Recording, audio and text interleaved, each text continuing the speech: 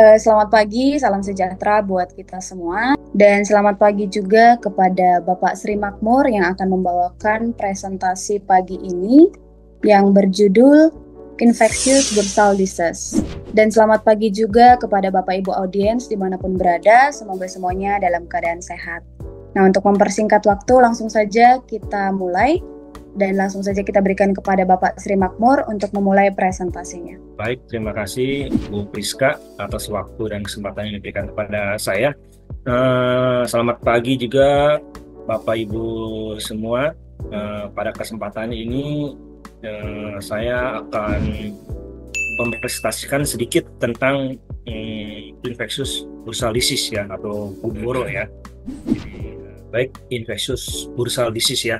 Untuk di kalangan para peternak, infectious bursal disease ini merupakan suatu penyakit yang sudah tidak asing lagi ya, terutama mereka yang mempunyai kandang DOC atau memelihara DOC hingga pulet. Infectious bursal disease atau IBD merupakan penyakit virus menular akut pada ayam yang ditandai dengan peradangan hebat pada bursa fabricius dan bersifat imunosupresif atau lumpuhnya sistem pertahanan tubuh pada ayam sehingga mengakibatkan turunnya respon ayam terhadap vaksinasi dan ayam menjadi lebih peka terhadap penyakit. Nah, ini gambar salah satu contoh ayam yang terkena gumboro atau IBD ya. Jadi bulunya pun terlihat kasar begitu, terus terkulai lemah ya. Bahkan ada yang lebih parah lagi sampai dia langsung tidak bisa berdiri atau berjongkok ya.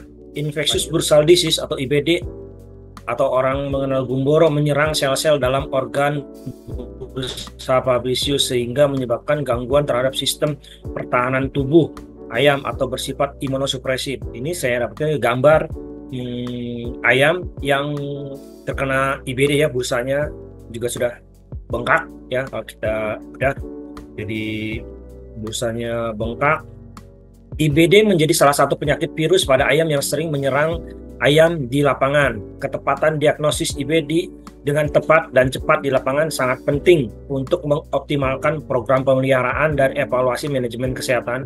Penyakit IBD menyerang ayam muda yang berumur kurang dari 2 bulan. Ya, rata-rata mungkin kita kalau sekarang ini ayam kalau di bawah 5 minggu masih rawan ya untuk terhindar daripada IBD ya. Kebanyakan di bawah 5 minggu sering kali terserangnya ya. Kalau udah di atas 6 minggu lebih aman ya, walaupun masih ada beberapa customer yang mengalami juga ya.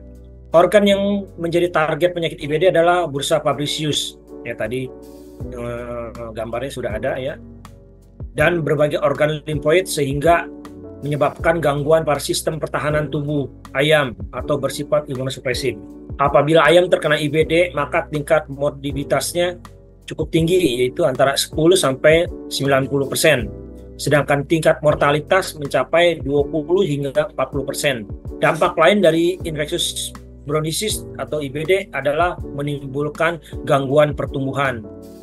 Diambil dari buku Charles Rangkatabu ya, tahun 2000. Infectious bursal disease atau IBD merupakan penyakit virus menular akut pada ayam yang ditandai dengan peradangan hebat pada bursa fabricius dan bersifat imunosupresif atau lumpuhnya sistem pertahanan tubuh pada ayam sehingga mengakibatkan turunnya respon ayam terhadap vaksinasi dan ayam menjadi lebih peka terhadap patogen lainnya. Itu juga dicatatkan oleh Silbli et al. 2008 ya. Infectious bursal disease diawali dengan masuknya virus tersebut melalui peroral, kemudian akan bereplikasi di dalam sel limfosit serta makrofag dalam jaringan usus.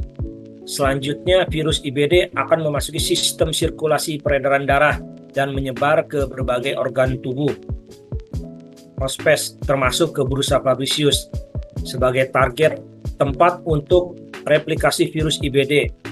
Nyatakan oleh Van den Berg tahun 2000. Gejala klinis yang bisa diamati pada infectious bursal disease antara lain ayam terlihat lemah, lesu, bulu kusam, sayap terkulai, dan tidak jarang juga dijumpai feses berwarna putih ya, yang menempel pada kloaka. Pada saat dilakukan nekropsi atau bedah bangkai, ditemukan perubahan berupa pendarahan pada bagian otot dada ataupun otot paha. Nah, ini kayak dalam gambar juga terlihat di pahanya itu bintik-bintik merah ya.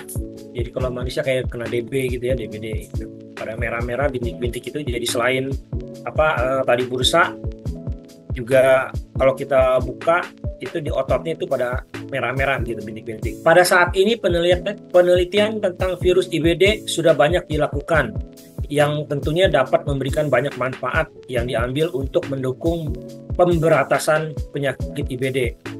Namun kebutuhan pelaku peternakan untuk bisa mendeteksi kejadian IBD di lapangan juga tidak kalah pentingnya. Penelitian ini bertujuan untuk mengetahui apakah masih ada relevansi penegakan diagnosis IBD di lapangan dengan menggunakan data dari segala klinis yang diamati dengan didukung pengamatan perubahan organ pasca mati, ya, nekropsi, masih dapat digunakan untuk menegakkan diagnosis IBD di lapangan. Pencegahan dan penanganan kasus gumboro atau IBD. Untuk mencegah terjadinya serangan gumboro atau IBD, kita harus melakukan vaksinasi IBD secara tepat dan benar. Kita harus lihat di umur berapa pertama kali IBD diberikan, ya. Terus kedua, vaksinasi IBD ada 2 jenis, yaitu yang live vaksin dan juga ada kill vaksin. Untuk ketepatan dalam melakukan vaksinasi IBD, sebaiknya kita melakukan titer maternal antibody pada DOC. Biasanya dilakukan pada saat DOC datang 2 atau 3 hari, atau ada juga yang umur 1 hari, ya. Itu pihak kandang akan mengambil sampel darah, ya, sampel darah untuk di titer maternal antibody, ingin mengetahui berapa maternal antibody yang ada yang diturunkan oleh induknya. Kita ada baiknya juga untuk menanyakan ke breeding ayam ini tua atau muda, ya. Itu juga sangat pengaruh terhadap maternal antibody yang diturunkan. Selanjutnya, apabila terjadi kasus IBD atau gumboro di farm, segeralah lakukan tindakan pemberian vitamin yang mengandung gula dan paracetamol. Maksudnya adalah kita ketahui bahwa pada saat terjadinya gumboro, itu ayam itu tidak mau makan, tidak mau minum, dan lama-lama lemas, ya, lemas dan kering kalau kita lihat, ya. Jadi itu sangat berisiko sekali untuk menyebabkan kematian, dan juga biasanya demam. Itu sebaiknya diberikan paracetamol juga. Nah, PT Swadesi Chandra Sentosa mempunyai vitamin yang ampuh dalam mengurangi tingkat keparahan dalam kasus IBD atau gumboro. Vitamin tersebut adalah namanya metabolase, ya, di mana komposisi daripada metabolase itu mengandung vitamin B6, B12, L-karnitin, ya. Ini berarti beberapa beberapa vitamin yang lainnya, ya, termasuk asam amino, ya. Terus juga yang tidak kalah pentingnya itu adalah dia ada mengandung gula, yaitu fruktosa dan sorbitol, yaitu untuk kasus-kasus gumboro sangat penting sekali itu fruktosa dan sorbitol, karena ini adalah gula yang siap pakai. Beda dengan misalnya zaman dulu itu mempergunakan gula direbus terus dimasukkan dalam air, ya, kasih air gula merah gitu. Kalau mereka kan gula masih gula dasar, ya, belum siap pakai, harus diproses lagi. Metabolase adalah cairan metabolik yang mengandung L-karnitin, vitamin asam amino, dan gula, fruktosa, sorbitol. Manfaat pemberian metabolase selain yang tadi saya sebutkan adalah dapat digunakan untuk membantu ayam yang stres. Biasanya pindah kandang pun bisa dilakukan, ataupun misalnya perjalanan yang jauh, gitu. Akibat perubahan cuaca juga, perlakuan vaksin ataupun pindah kandang dapat memacu pertumbuhan berat badan ayam. Ya, biasanya juga kalau misalnya ayam habis terkena gumboro, biasa pertumbuhannya pun agak tersendat, ya. Dengan kita membantu pemberian vitamin metabolase ini akan sangat membantu untuk memacu pertumbuhan berat badannya, dapat mempercepat masa penyembuhan ayam. Sekian dan terima kasih. Itu mungkin presentasi singkat saya tentang IBD. Mungkin kita ada yang kita diskusikan. Selanjutnya saya serahkan kembali ke moderator. Terima kasih, Bu Priska, silakan. Oke, terima kasih banyak kepada Pak Makmur yang sudah menyampaikan materi presentasi hari ini. Semoga menjadi ilmu baru buat kita semua, ya, Bapak Ibu. Nah, dari Bapak Ibu mungkin masih ada yang penasaran dengan materi yang disampaikan Pak Makmur. Saya persilahkan untuk bertanya. Ya, saya ingin bertanya. Ya, boleh Pak, silakan.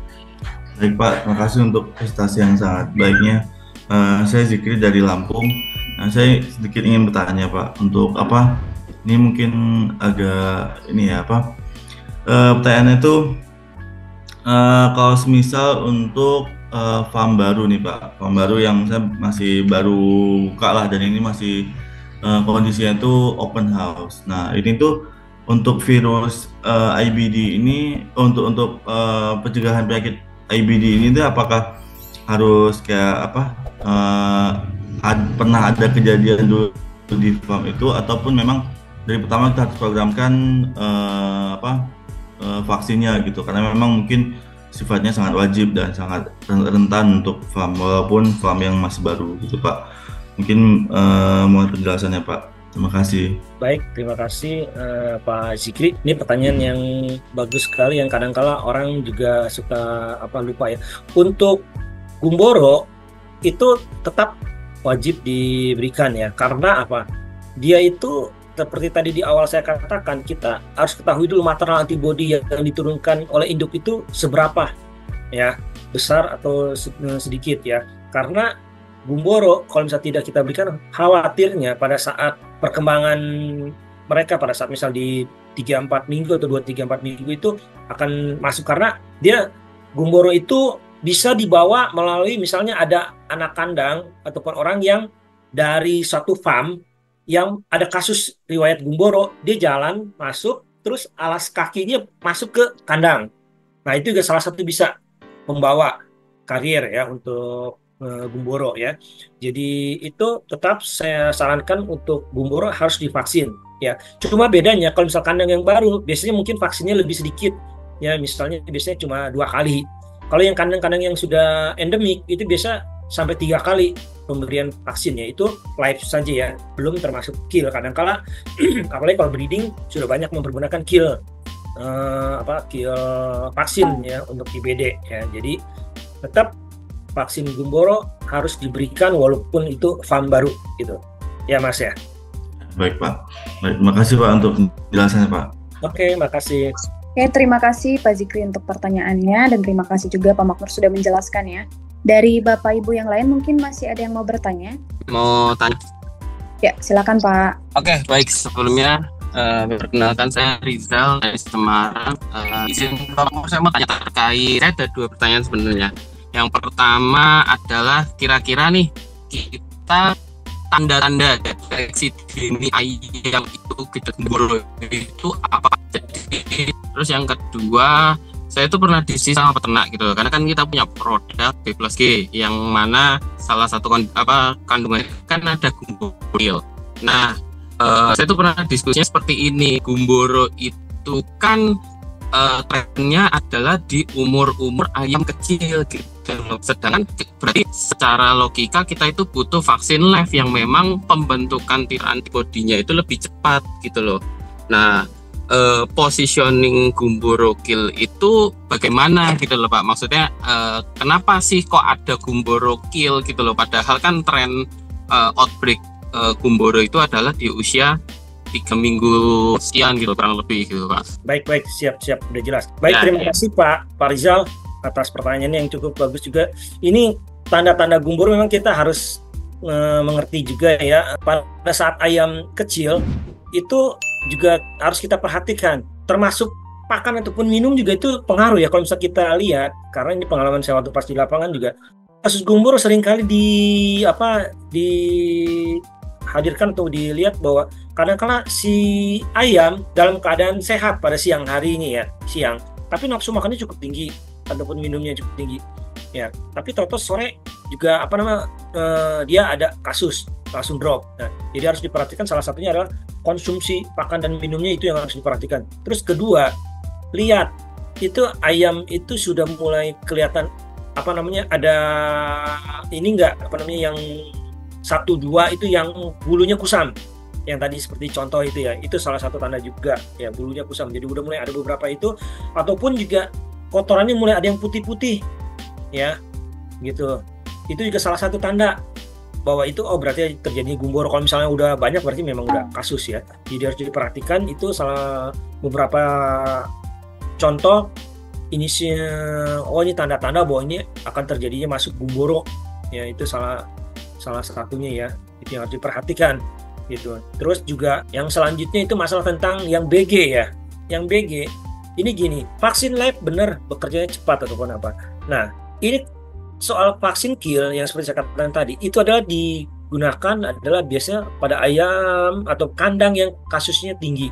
Ya, di mana vaksin kill kita tahu bahwa vaksin kill itu bekerjanya tidak secepat vaksin lab langsung dikeluarkan, tapi dia sedikit demi sedikit dan dia bekerja langsung dalam darah. Ya, jadi maksudnya adalah untuk apabila ada serangan yang masuk tidak tercover oleh live, itu bisa ditahan dari dalam oleh yang kill.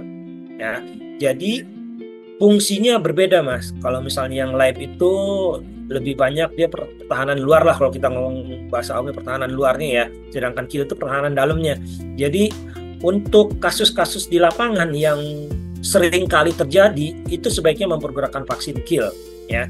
Dia diberikan biasanya di awal ya, seperti misalnya di umur 4 hari kasih ND IB kill plus Gumboro misalnya gitu ya. Beda dengan vaksin live. Biasa vaksin live kita lihat maternal antibody dulu. Kalau untuk kill kita nggak perlu lihat maternal antibody, kita langsung programkan gitu aja ya. Kalau untuk yang live kita harus lakukan maternal antibody, karena kalau untuk yang live itu harus benar-benar tepat ya, karena Gumboro itu yang seperti mungkin sudah sering saya katakan itu berbeda dengan ND maupun IB ya. Dia itu sifatnya nggak boleh terlalu jauh, nggak boleh terlalu cepat juga gitu kalau Gumboro. Itu mungkin penjelasan dari saya, Mas. Cukup atau masih kurang? Sudah Pak, sudah cukup jelas. Terima kasih. Siap, makasih Pak Rizal. Ya, terima kasih Pak Rizal untuk pertanyaannya. Dilanjut lagi Bapak Ibu, mungkin masih ada yang mau bertanya, masih ada yang penasaran. Ya, boleh Pak, silakan. Terima kasih. Mungkin saya menambahkan sedikit ya Pak Makmur ya atas pertanyaan. Silakan Pak. Silakan. Ya, kita sharing aja pengalaman di lapangan. Untuk deteksi dini sebenarnya untuk Gumboro itu yang paling kentara jelas selama ini saya menemukan ayamnya udah mulai muyung. Nah, itu diperlukan sebenarnya tiap minggu tuh harus ada bedah bangkai lah, yang ayam-ayam yang sedikit lah, untuk supaya bisa terpantau. Nah, karena biasanya awalnya dari koksi gitu ya, kita harus pantau terus kalau memang dia nggak. Karena dari koksi itu akhirnya biasanya muncul Gumboro. Nah, untuk antisipasinya pengalaman saya di umur 16, 17, 18 hari itu kita kasih antibiotik cleaning ya, karena 3 minggu ke atas kan biasanya udah mulai muncul Gumboro, jadi supaya infeksi sekunderinya tuh nggak ada. Terus di 4-5 minggu, di 30 hari ya kita juga kasih antikoksi juga ya, setelah itu kasih antikoksi. Nah, untuk penjelasan BG kenapa dipakai, saya juga kata Pak Makmur tadi juga untuk yang rawan juga diberikan kill, karena kan kill bekerjanya itu setelah 3 minggu ke atas naik, sedangkan yang live itu masih naik terus belum mencapai puncak, jadi dibantu dengan kill di umur kurang lebih 4-5 hari kita vaksin Polpak B plus G dengan setengah dosis, itu akan membantu imunitas ayam. Mungkin itu sedikit yang bisa saya tambahkan pengalaman saya di lapangan. Terima kasih Pak Mau. Baik, terima kasih Pak Ramanto ya. Itu benar yang tadi Pak Ramanto katakan ya. Jadi pengalaman-pengalaman yang di lapangan itu juga akan lebih membantu kita untuk menangani kasus-kasus Gumboro ya. Karena Gumboro itu merupakan penyakit klasik ya, dari awal sebelum adanya AI, Gumboro itu paling dikhawatirkan oleh para peternak ya. Jadi gitu, mungkin terima kasih tambahannya Pak Ramanto. Ya baik, terima kasih Pak Ramanto, Pak Makmur. Jika dari Bapak Ibu tidak ada lagi yang bertanya, saya persilahkan kepada Pak Makmur untuk memberikan kesimpulan Pak dari materi yang disampaikan hari ini. Kesimpulan saya pada hari ini adalah deteksi dini terhadap Gumboro itu sangat penting sekali. Jadi lakukanlah pengamatan di kandang antara 2-3 minggu, itu harus lebih jeli terhadap kasus-kasus seperti kotoran agak keputihan, ayam murung ya, dan juga terjadinya koksi ya. Itu sangat penting sekali untuk kita amati untuk menghindari terjadinya kasus Gumboro. Demikian rangkuman dari saya. Terima kasih Bu Priska, silakan. Oke, terima kasih banyak Pak Makmur sekali lagi. Semoga materi yang disampaikan pagi ini mampu menjadi solusi untuk kondisi di lapangan ya Bapak Ibu. Dan terima kasih juga untuk Bapak Ibu audiens yang sudah bergabung. Sampai di sini dulu diskusi kita hari ini. Sampai jumpa di diskusi kita berikutnya. Terima kasih. Selamat pagi.